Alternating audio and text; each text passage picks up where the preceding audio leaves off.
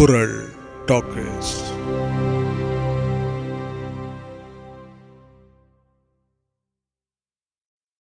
அனைவருக்கும் வணக்கம். உங்களுடைய முன்னெடுப்பு, நீங்கள் கொண்டுள்ள குறிக்கோள் நிறைவேற என்னுடைய வாழ்த்துக்கள், பாராட்டுக்கள். இன்றைக்கு நான் பேச ஒப்புக்கொண்ட தலைப்பு நாம் குடிமக்களாக மாறுவோம் என்பது. இந்த தலைப்பை நான் எதற்காக தந்தேன் என்று சொன்னால், சுதந்திர போராட்ட காலத்தில் ஒரு பெரிய முழக்கம் வைக்கப்பட்டது. இந்த நாடு விடுதலை அடைய வேண்டும், விடுதலை அடைந்ததற்கு பிறகு இந்த நாடு எப்படி செயல்பட வேண்டும், அந்த செயல்பாடுகளில் மக்களுடைய பங்கு என்னவாக இருக்க வேண்டும் என்பதை விவேகானந்தர் தொடங்கி, ஏனென்றால் விவேகானந்தர், அரவிந்தர், மகாத்மா காந்தி, ரவீந்திரநாத் தாகூர் இவர்கள் நால்வரும் 1861 72 பிறந்தவர்கள். இந்த 10 ஆண்டுகளுக்கு 11 ஆண்டுகளுக்குள்ள இந்த 4 பேரும் பிறந்தவர்கள். இந்த 4 பேரும் அடிப்படையாக ஒரு கருத்தை வைத்தார்கள். இந்தியா சுதந்திரம் அடைந்ததற்கு பிறகு இந்தியாவிற்கு என்ற ஒரு தனித்துவம் மிக்கதான ஒரு தன்மை இருக்கிறது. அது உலகுக்கு கொடையாக கொடுக்கக்கூடிய தன்மை இந்தியாவுக்கு இருக்கிறது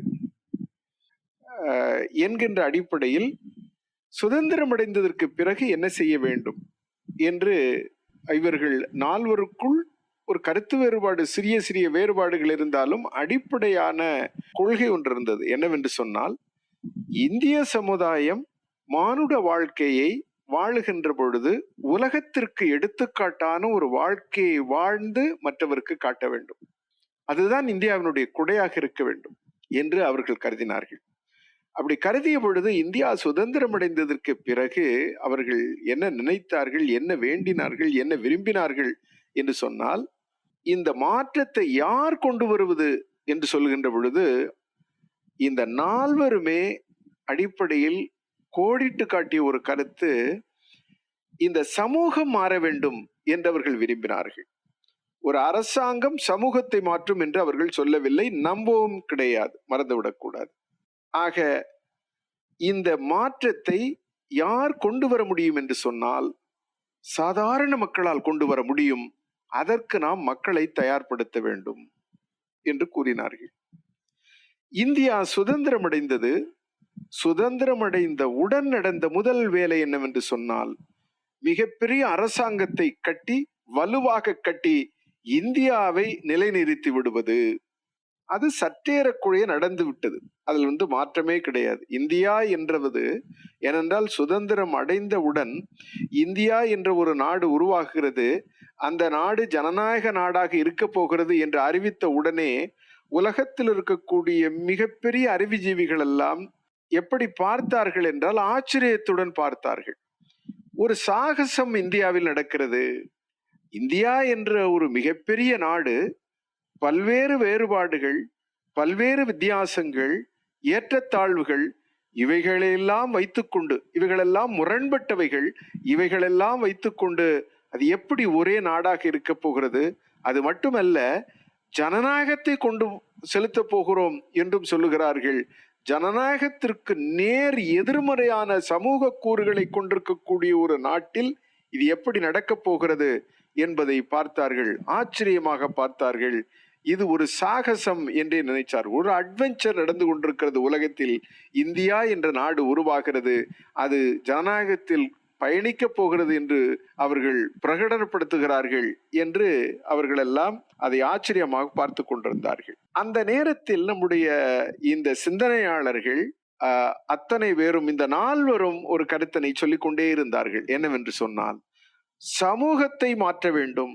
இந்த சமூகத்தை மாற்ற வேண்டும் என்று சொன்னால், எப்படி 1915 காந்தி வருகின்ற பொழுது இந்தியாவிற்கு தென்னாப்பிரிக்காவில் இருந்து வருகின்ற பொழுது ஒரு சூரிய ஒளியாக வந்து ஒரு புதிய சிந்தனை சூழலை இந்த நாட்டில் உருவாக்கினாரோ, ஏனென்றால் அதை நேரு மிக அழகாக சித்தரிக்கிறார்.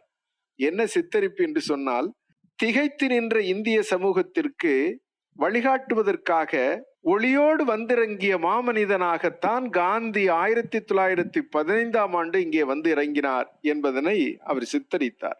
அவர் வந்தவுடன் இந்தியாவை புரிந்து கொள்ள வேண்டும் என்று கிட்டத்தட்ட ஒரு 2000 இடங்களிலே பயணம் செய்து மக்களை சந்தித்து இந்தியாவை புரிந்து கொண்டு இந்திய மக்களிடம் என்ன எதிர்பார்த்தார் என்று சொன்னால், இந்திய மக்களிடம் இருந்த இந்த இந்த ஆன்மத்தை, அந்த ஆன்மாவை விழிப்படைய செய்து அதன் மூலமாக நாம் இந்த நாட்டுக்கு விடுதலை பெற்றுத்தர முடியும் என்று நினைத்தார்.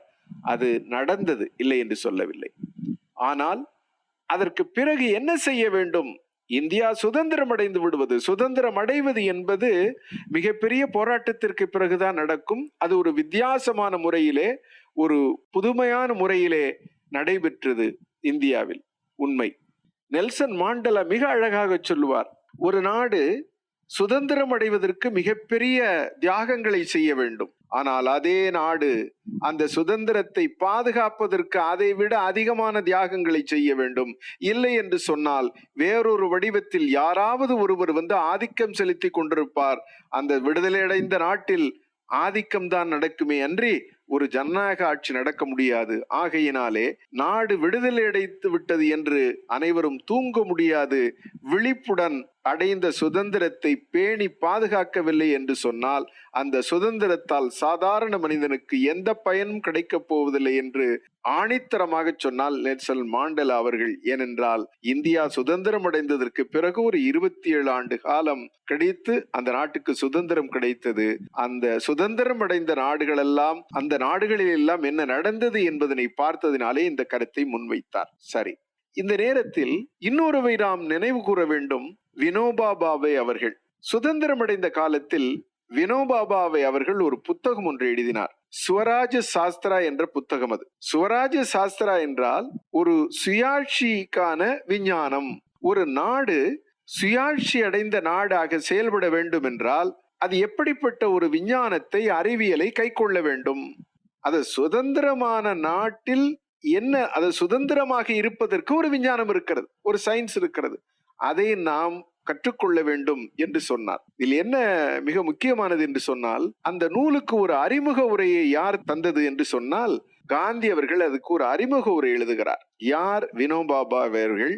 என்ன அவர் சொல்ல வருகிறார், இதை நாம் எப்படி பயன்படுத்த வேண்டும் என்பதை அந்த ஒரு 10 பக்கத்தில் அறிமுகத்தில் அவர் அதை சொல்லுகிறார். இந்த ஒட்டுமொத்த புத்தகம் என்ன சொல்லுகிறது என்று சொன்னால், இதுவரையில் வெள்ளைக்காரர்கள் ஆட்சி செய்தார்கள், நாம் எல்லாம் வெள்ளைக்காரர் ஆட்சியிலே சுதந்திரமான மனிதர்களாக நாம் கிடையாது. வெள்ளைக்காரர் ஆட்சியிலே நாம் எல்லாம் அடிமைகளாக வாழ்ந்து கொண்டிருந்தோம். ஆக அந்த அடிமை வாழ்வை வாழ்ந்த நாம் இப்பொழுது சுதந்திர நாட்டில் இருக்கிறோம். சுதந்திர நாட்டில் என்னவாக இருக்க வேண்டும் என்று சொன்னால், நாம் அடிமையாக இருக்கக்கூடாது, குடிமக்களாக இருக்க வேண்டும். சப்ஜெக்டா நாம இருந்தோம், இப்ப சுதந்திரம் கிடைத்ததற்கு பிறகு நாம் சிட்டிசனா மாறுறோம். அப்ப குடிமக்களாக மாறுவது என்பது என்ன என்பதுதான் கேள்வி. குடிமக்களாக மாறுவது என்பது நம்முடைய சிந்தனையில், நடத்தையில், செயல்பாட்டில் குடிமக்களாக இருக்க வேண்டும்.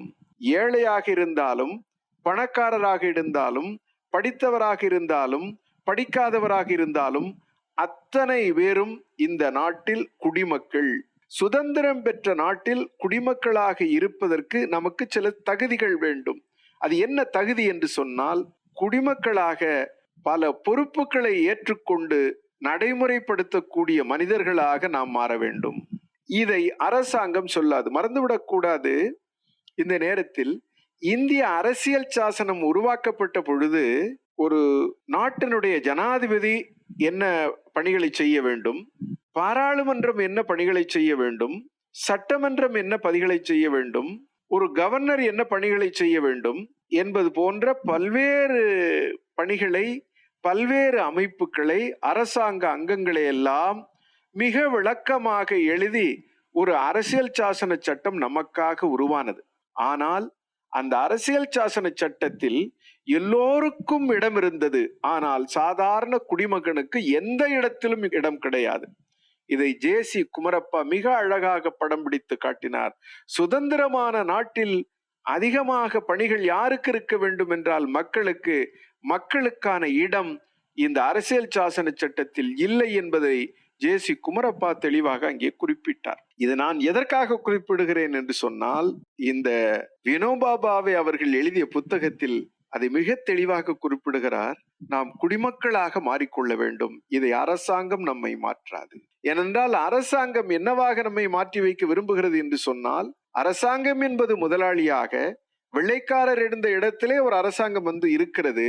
ஆனால் அந்த அரசாங்கத்தில் இருக்கக்கூடியவர்கள் என்னவாக இருக்க வேண்டும் என்று சொன்னால், மக்களுடைய பணியாளர்களாக இருக்க வேண்டும். ஆனால் அப்படி இருப்பார்களா என்பது கேள்விக்குறி. ஏனென்றால் உலகத்தில் நடக்கக்கூடிய நிகழ்வுகள் அதைத்தான் நமக்கு எடுத்து காட்டுகிறது. இதை காந்தி அவர்கள் முன்பே சொல்லிவிட்டார். இந்த நாட்டில் மேற்கத்திய நாட்டு ஜனநாயக முறையை நீங்கள் கொண்டு வந்து வைப்பீர்களே, ஆனால் அது எதை செய்யும் என்று சொன்னால், அது ஒரு மலட்டு ஜனநாயகம். இந்த மக்களை மாற்றாது, இந்த மக்களை உயர்த்தாது, இந்த மக்களை சிறுமைப்படுத்தும் என்று சொன்னார். இதைத்தான் வினோபா பாவே அவர்கள் மிக தெளிவாக சொல்கிறார். நீங்கள் குடிமக்களாக மாற வேண்டும், பொறுப்புகளை எடுக்க வேண்டும். என்ன பொறுப்பு? ஒரு குடும்பத்தில் குடும்பத்திற்கான பொறுப்பு இருக்கிறது, குடும்ப தலைவனுக்கான பொறுப்பு இருக்கிறது, தலைவிக்கான பொறுப்பு இருக்கிறது, குழந்தைகளுக்கான பொறுப்பு இருக்கிறது, பெற்றோர்களுக்கான பொறுப்பு இருக்கிறது, வயதானவர்களுக்கான பொறுப்பு இருக்கிறது. அப்போ ஒரு குடும்பத்தில் பொறுப்பு. பள்ளிக்கூடம் இருக்கிறது என்று சொன்னால், பள்ளிக்கூடத்திலே ஆசிரியருக்கு மட்டுமல்ல, குழந்தைகளுக்கு பொறுப்பு இருக்கிறது, ஆசிரியருக்கு பொறுப்பு இருக்கிறது, சமூகத்துக்கு பொறுப்பு இருக்கிறது. சமூகத்திலே அரசாங்கம் உருவாக்கக்கூடிய பல்வேறு அமைப்புகளும் பல்வேறு நிறுவனங்களும் வருகிறது. இந்த நிறுவனங்கள், அமைப்புகள் அத்தனைக்கும் பொறுப்பு இருக்கிறது. ஆக அந்தந்த இடத்தில் அவர்களெல்லாம் பொறுப்பு மிக்கவர்களாக செயல்படுவார்களே. நாம் சுதந்திரமான நாட்டில் இருக்கிறோம். நாம் சுதந்திர நாட்டில் பொறுப்புடன் செயல்பட வேண்டும். ஆசிரியருக்கு என்ற பொறுப்பு இருக்கிறது. அரசாங்கத்தை குறை சொல்லாதீர்கள். உங்களுக்குள்ள பொறுப்பை நீங்கள் நிறைவேற்றினார்களா? சரி, மாணவருக்கு இருக்கக்கூடிய பொறுப்பை மாணவர் செய்கிறாரா? ஆக எல்லா இடங்களிலும் பொறுப்பு இருக்கிறது. அந்த பொறுப்பை நீங்கள் எடுத்துக்கொள்ள வேண்டும். அது யாரும் உங்களுக்கு தருவதில்லை. ஆனால் இந்த அரசியல் சாசன சட்டத்தில் பின்பு ஒரு காலத்தில் ரெஸ்பான்சிபிலிட்டிஸ் ஆஃப் சிட்டிசன் என்று ஒரு திருத்தத்தை கொண்டு வந்து இணைத்தார்கள்.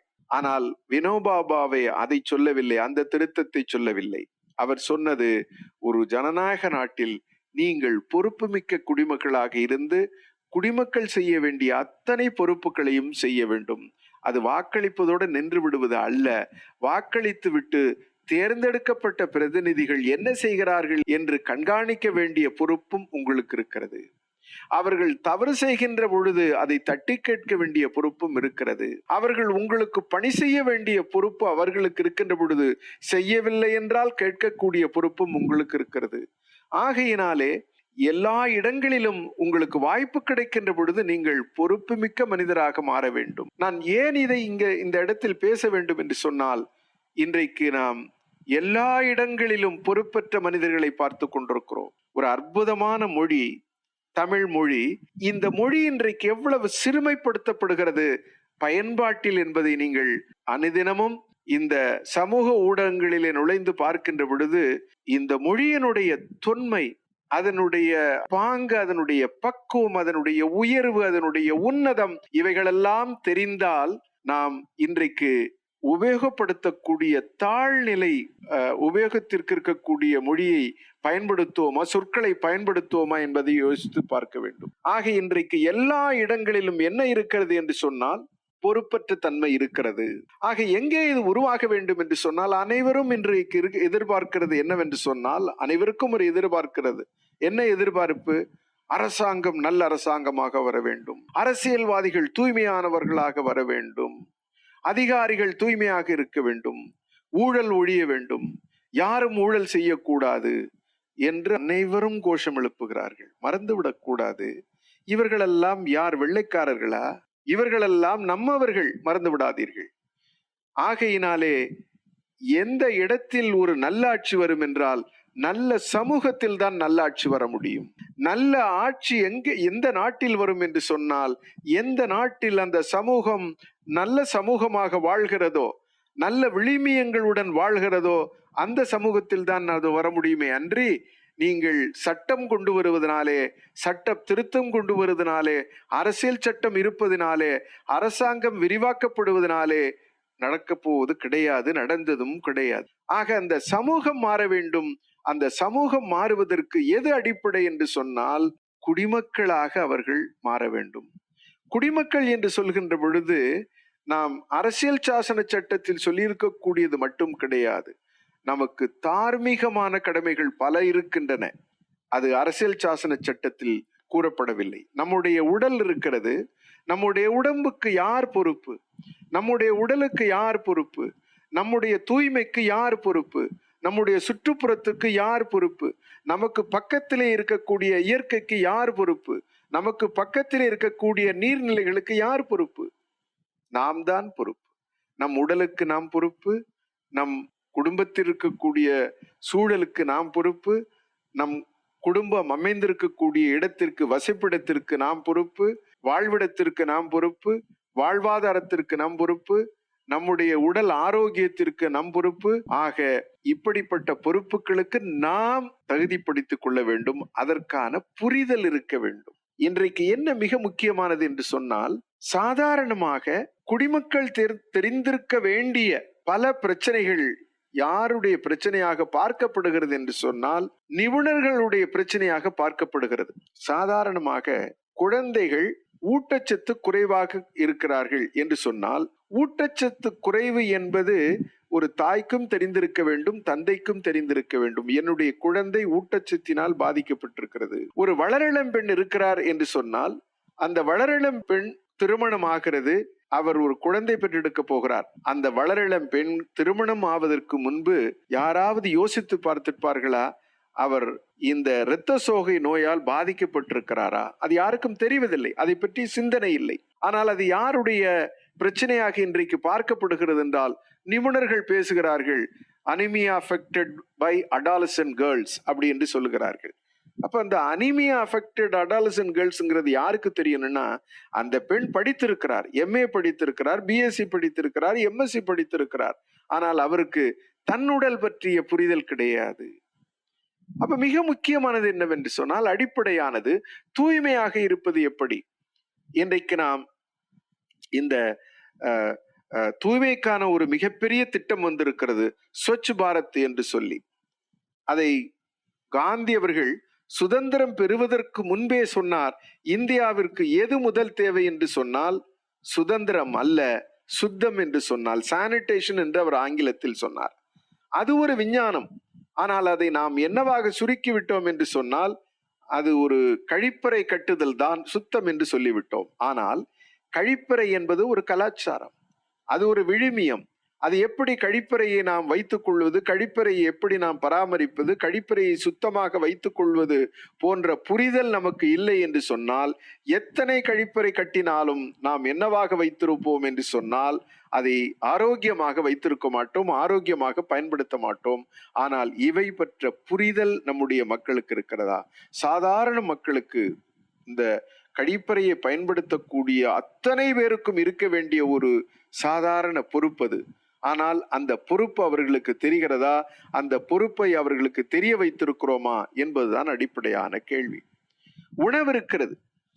இன்றைக்கு சாதாரணமாக கிராமங்களிலே கூட நாம் எதை பார்க்கிறோம் என்று சொன்னால், ஐயங்கார் பேக்கரியை பார்க்கிறோம். ஐயங்கார் பேரிலே ஒரு பேக்கரி இருக்கிறது. அந்த பேக்கரியில அளப்பரிய தின்பண்டங்கள் இருக்கிறது. அந்த தின்பண்டங்கள் எல்லாம் ஆரோக்கியமான தின்பண்டங்களா என்பதை பற்றி எந்த புரிதலும் இல்லை. ஆனால் தின்று கொண்டே இருக்கிறார்கள். ஆனால் அப்படி தின்று கொண்டிருக்கக்கூடியவர்களுக்கும் கூட நீங்கள் பரிசோதனை செய்து பார்த்தால் அவர்களுக்கு ஏதாவது வியாதி இருக்குமே அன்றி, இந்த ஊட்டச்சத்து குறைபாட்டால் ஏதாவது பாதிப்பு இருக்குமே அன்றி அவர்கள் நிறைந்த ஆரோக்கியத்துடன் இருக்கிறார்களா என்றால் இல்லை. இதை பற்றிய புரிதல், நமக்கு உணவு நம்ம உடலுக்கு தேவை என்பது பற்றிய புரிதல் கிடையாது. பசித்து உண்ண வேண்டும் என்கின்ற புரிதல் கிடையாது. எவ்வளவு நீர் தேவை என்பது புரிதல் கிடையாது. ஆக நீர் என்பது என்ன, தண்ணீர் பற்றிய விவரம் நமக்கு தெரியாது. தண்ணீர் பற்றிய அறிவை நாம் வளர்த்து கொள்ளவில்லை. ஆக பல அடிப்படையான வாழ்வுக்கு தேவையான, வாழ்க்கைக்கு தேவையான செய்திகள், புரிதல், விழுமியங்கள் இவைகள் நமக்கு கிடையவே கிடையாது. ஆக 75 ஆண்டு காலம் கழித்து 75 முடிகின்ற நிலையிலே நாம் ஒரு மிகப்பெரிய திட்டம், தூய்மை இந்தியா திட்டம் என்று சொல்கிறோம். அடிப்படையாக மனித வாழ்வுக்கு தேவையானது தூய்மை. அந்த தூய்மைக்கு அரசாங்கம் திட்டம் போடுகிறது. மறந்து விடாதீர்கள், நீங்கள் எத்தனை இடங்களில் கழிப்பறையை கட்டினாலும் இந்த இந்தியா தூய்மையாக முடியாது, தூய்மை ஆகாது. எப்பொழுது தூய்மையாகும் என்று சொன்னால், தூய்மையான குடிமக்கள் இருக்க வேண்டும், தூய்மை பற்றி புரிந்த குடிமக்கள் இருக்க வேண்டும். தூய்மையை பற்றி புரிந்த குடிமக்கள் இருக்கின்ற இடத்திலேதான் சுத்தமான இந்தியா இருக்க முடியும், சுத்தமான கிராமம் இருக்க முடியும். ஆகையினால் நமக்கு என்ன தேவை என்று சொன்னால், அடிப்படையில் குடிமக்களாக இருப்பதற்கு தேவையான அடிப்படை புரிதல்கள்.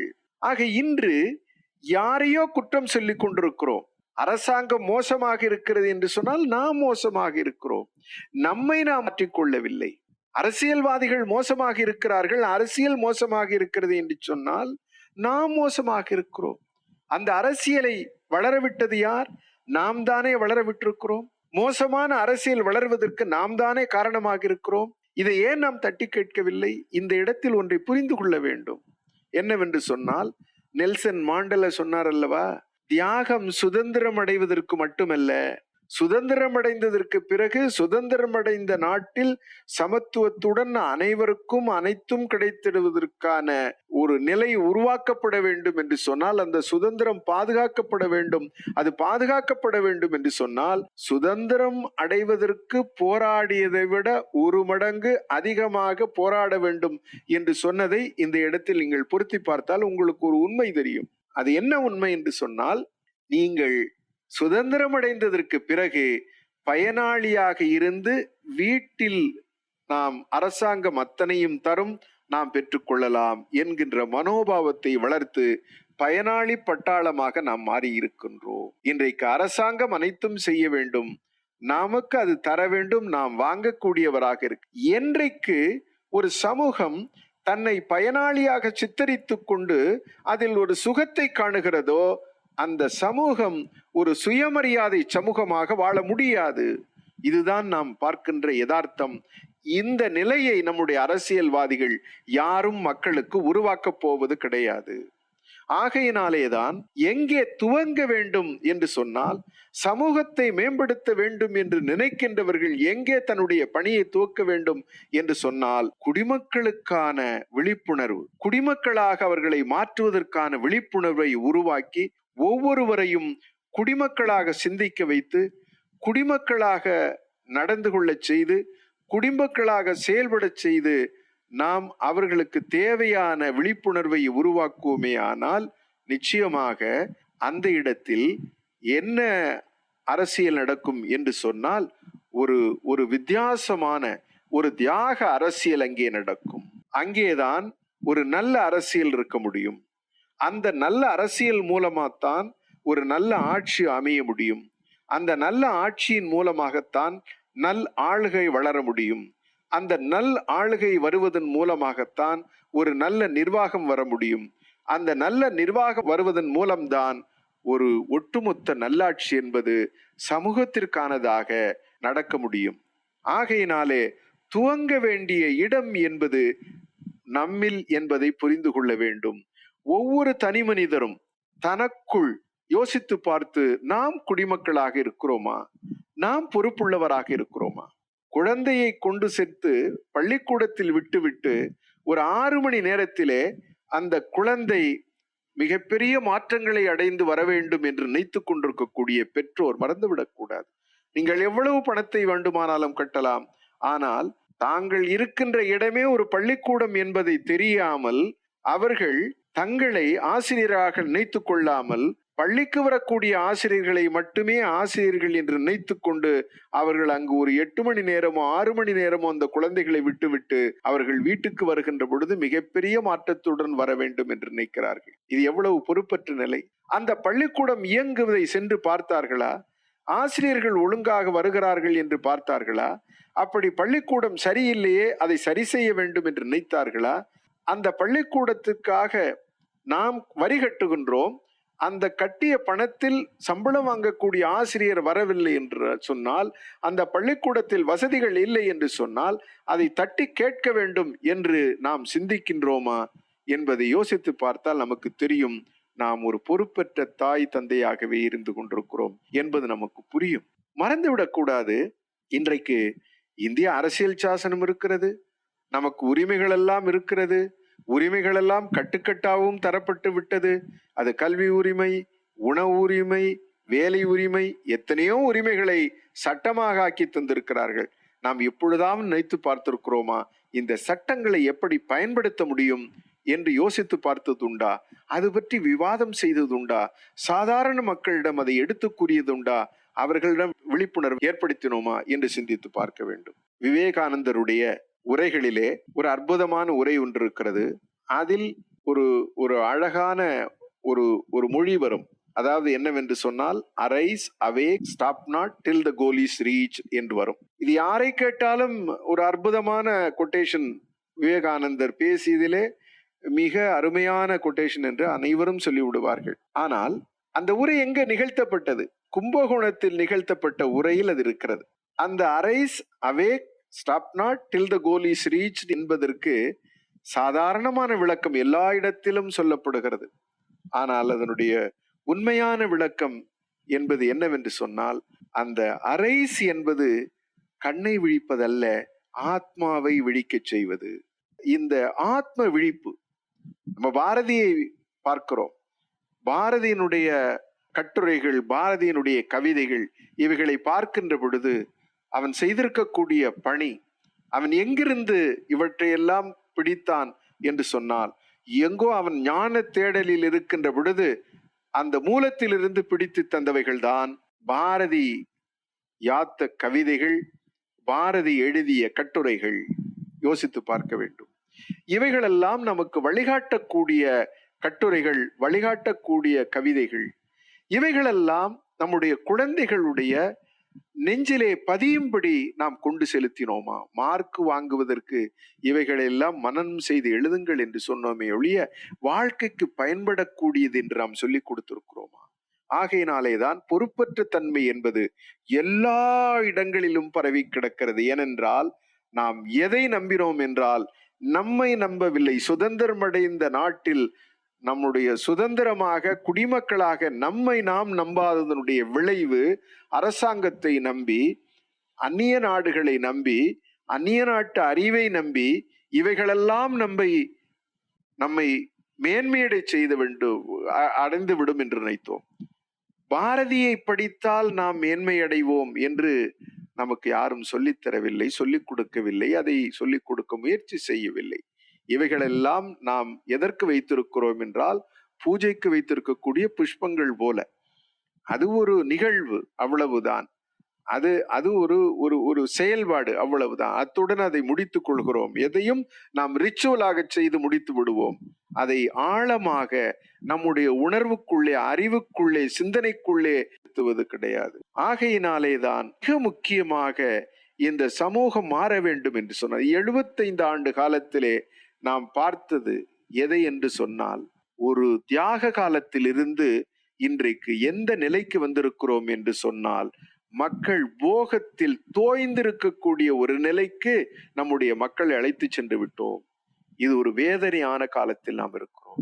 ஆனால் இவற்றை மாற்றுவதற்கு எண்ணற்ற இளைஞர்கள் சமூகத்தில் தன்னலம் பாராது உழைத்து கொண்டிருக்கிறார்கள் என்கின்றதும் நாம் பார்க்கக்கூடிய யதார்த்தமான நிலைமை.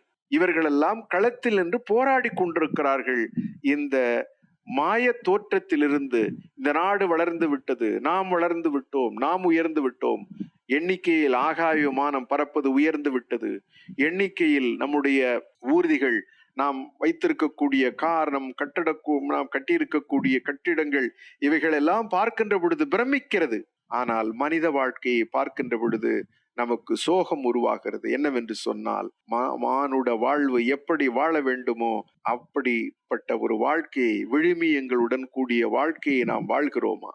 ஒரு இந்திய சமுதாயம் எப்படி உலகிற்கு வாழ்ந்து காட்ட வேண்டும் என்பதற்கு வாழ்கிறதா என்பதை யோசித்து பார்க்க வேண்டும். அந்த நிலைக்கான எல்லா அறிவும் நம்மிடம் இருக்கிறது, நம்முடைய வரலாற்றில் இருக்கிறது. நம்முடைய முன்னோர்கள் அப்படிப்பட்ட ஒரு சாதனையை செய்து வைத்திருக்கிறார்கள். அவைகளை திரும்பி பார்க்க கூட நமக்கு தகுதி இல்லை, அதற்கு நமக்கு நேரமும் இல்லை. ஆனால் நாம் இரவலிலே வாழ்ந்து கொண்டிருக்கிறோம் என்பதை மறந்துவிடக்கூடாது. ஆகையினாலேதான் நாம் நம் சமூகம் மாற வேண்டும் என்று நினைப்போமேயானால், நினைத்து செயல்படக்கூடிய ஒவ்வொருவரும் நாம் என்ன செய்ய வேண்டும் என்று சொன்னால், நாம் இருக்கக்கூடிய இடங்களிலே முதலில் நாம் குடிமக்களாக வாழ பழக வேண்டும். அதற்கான விழிப்புணர்வை உருவாக்க வேண்டும். சரி, ஒரு கேள்வி வருகின்றது. சரி, இது எங்கே செய்வது?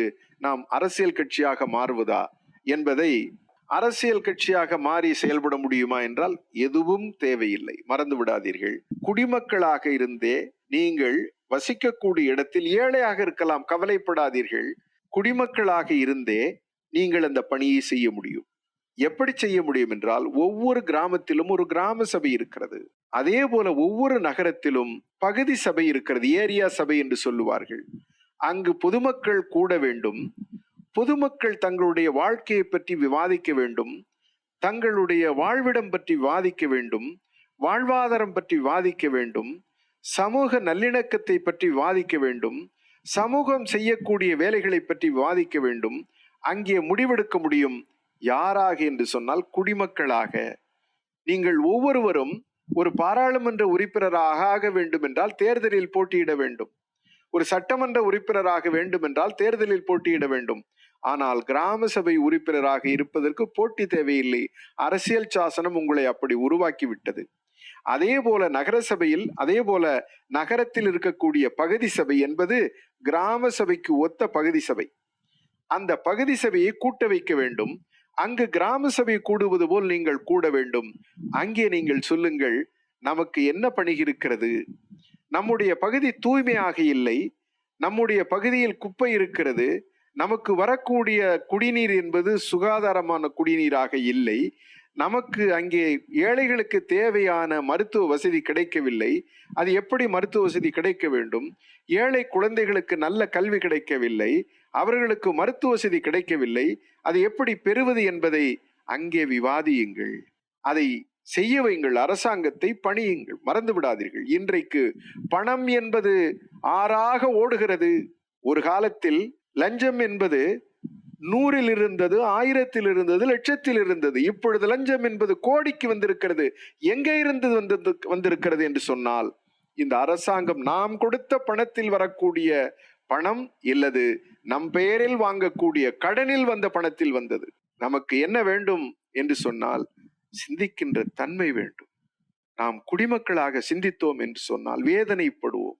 இரத்தம் கொதிக்கும். ஒரு குடிமகனாக சிந்தித்தால் இரத்தம் கொதிக்கும். இந்த நாட்டில் நடக்கக்கூடிய நிகழ்வுகள் பண்பட்ட மக்களாக நம்மளை உருவாக்கவில்லை. சமூக ஊடகங்களிலே ஒரு பதிவு வருகிறது. ஒருவன் ஒரு கருத்தை சொல்லுகிறான்.